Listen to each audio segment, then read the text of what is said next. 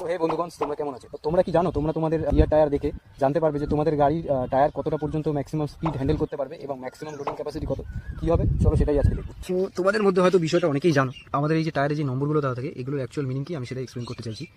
130/70, 130টা হচ্ছে আমাদের টায়ারের উইথটা, এই জিনিসটা এটা হচ্ছে 130 মিলিমিটার আমার বাইকে। তারপরে যেটা দেওয়া রয়েছে 70, এই 70টার মানে হচ্ছে আমার যে বাইকের টায়ারটা রয়েছে এটা মাটি থেকে তার রিমের ডিস্টেন্সটা, এই যে ডিস্টেন্সটা তোমরা দেখতে পাচ্ছ, এটা হচ্ছে 130/70 করলে যেই মিলিমিটারসটা বেরিয়ে আসে সেটা হচ্ছে এই ডিস্টেন্সটা, ঠিক আছে।